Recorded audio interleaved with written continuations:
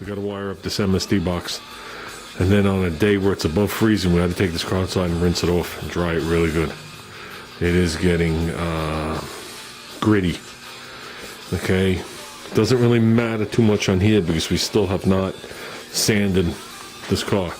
But it does matter in the engine compartment because we're not wheeling the engine compartment. We're not block sanding the engine compartment, so we don't want to scratch it up. So could definitely use a bath.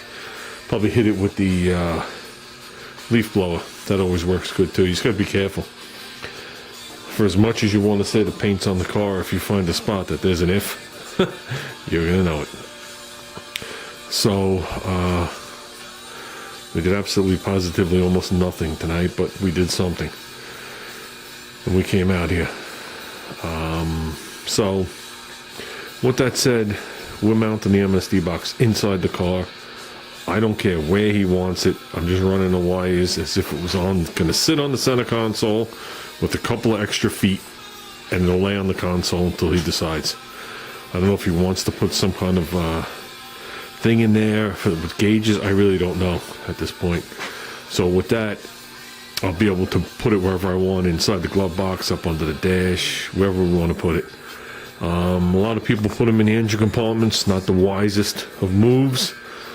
They don't handle heat well, they don't handle vibration well, and they definitely don't handle water well. So a lot of guys will stick them over here. You got the hot air constantly coming off the radiator. Okay, if you rinse anything or the radiator upchucks, it gets wet, and there is more vibration here than anywhere else. Just the sound of the car, even though it's mounted on little rubber feet.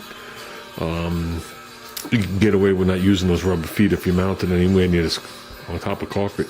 That's the same thing. So we're going to do a complete video on that, even if I don't show all the whole process. When you're done watching the video, at least you know how to wire it. You could easily just go online and get the try to turn the radio off, the wiring schematic. We are wiring it with an MSD distributor, so that's from the distributor to the MSD box is a plug and play. That's what this extension cord is. The regular wire at this point just ends right here. So remember, we had the box mounted here when we fired up the car. So that'll be routed nice going to the car. This will all be disappearing when we put the real gauge inside the car. So probably bring it this way or this way, probably this way, and just lay it like where the valve cover meets the intake manifold, and then just bring it up to one of the loops, run it, and bring it inside the car somewhere. I might as well get the MSD box out. Okay, he's got the 6AL. Before we even go on, we have to thank Cutworm again. Cutworm sent him this box and that distributor right off the bat. And then as time went on, he sent them the 401 that it came out of. But he's got the 6AL. That means there's a rev limiter. And you put little chips or pills, or however you want to word it in there. Set at 6,000. I'm leaving it at 6,000. Even though the cam's supposedly going to peak out in this motor more like 6,500. I do want to keep the rods in the motor with Junior driving it. So this thing's going to start to misfire long before he finishes the power band, which might be a good thing. So wiring an MSD box is like wiring up a stereo from the 70s. It's so generic, it's almost disgusting. Okay, when you open these up, it's pretty much hollow. It's just a thin circuit board with some stuff on it. It's a big air gap. That's what it is. But it's actually pretty simple. Okay, let's see what we got. We have the black and the red. Okay, they want constant power to the battery. Okay, they want these hooked directly to the battery. They don't want any kind of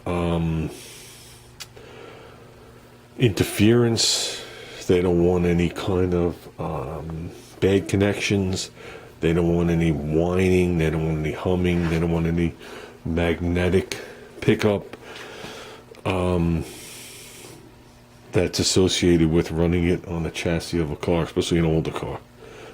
These alternators weren't as refined as the modern day car. And speaking of that, we have a GM alternator in there now. Not sure how many amps, 65 I think it is. But we are supposed to, I did set it up for a Toyota alternator. We never did get back on that. Okay, so this, they want power all the time. So there's power going into this thing all the time. Okay, this wire right here, simple. It plugs into that harness we had. Okay, this white wire right here, I'm not even reading the chart. This white wire right here is if you're running points. Okay, so if you're not running points, you don't need the white wire. Okay, this red wire right here is the ignition switch. So when you turn your ignition on, okay, it has to be in the on and start position. This wire is hot. If it's only in the on position, when you crank it, the box doesn't work. If it's only in the start position, as soon as the car starts, you let go of the key to run, the box doesn't work. So this actually turns the box on even though there's current going through it all the time. Okay, and these two wires right here go to your coil, which is right here. So we got to run another harness here. We have a harness that runs here for the headlights. So we'll run a harness here, bring it around, and bring it into the loops and bring it in. Okay, and that's pretty much the wiring in a nutshell for this. What I am going to do is I'm going to take off this rubber foot. I'm going to drill out these 4 rivets. Okay, and I want to replace them with 4 screws when I do it. I want to be able to open up the box. I want to be able to look in this box. But that's pretty much the MSD box in a nutshell. Okay, and for the guys don't know what it does, it just stands for multiple spark discharge. I think anything under, I'm sure I'll get it wrong, it's either 3,000 or 3,500 RPM. Instead of the spark plug firing once, it goes bzzz, multiple times. But then once you hit that limit, it can't keep up. So in other words, they bring it back down to one bigger spark, is what they do. Okay, because you actually run out of time, if you want to word it like that. Okay, hopefully in the first spark your car fires, by them giving it multiple sparks, they're hoping somewhere between the first and however many it does, that cylinder will fire. So if it's a cylinder that's iffy and the first spark might not catch it, and the engine will go around with like a dead cylinder for that, at least that one turn, it might catch the next time. They're hoping that if they do multiple sparks, one of them is going to ignite the cylinder, ignite the fuel or whatever it is, or multiple of them are going to ignite the fuel if it's having a problem burning. Okay, that's their claim to fame. I will also show you how to eliminate this box when it fries. Not if, it's when it fries.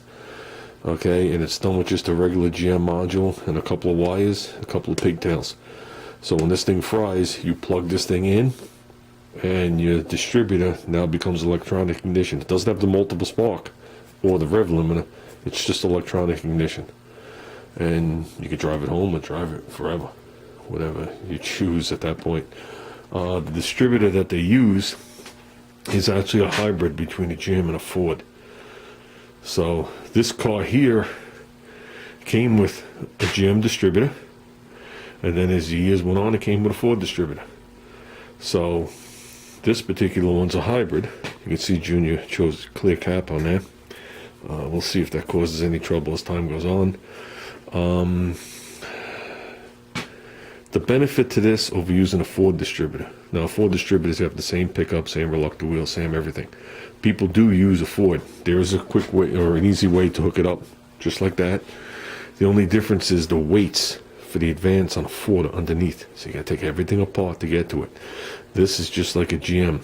You could pop off the rotor and the weights are right there. You can play with the springs and you can play with the actual weights. Okay, that come out with centrifugal force. Some of the other things to actually lock the distributor and stuff like that, you have to pull the shaft out to do it. But those are things that are a little trickier on a Ford. On the other hand, if you want to save yourself some money and you have the Ford distributor and you don't mind spending a little more time in the tuning department, you can run the Ford distributor.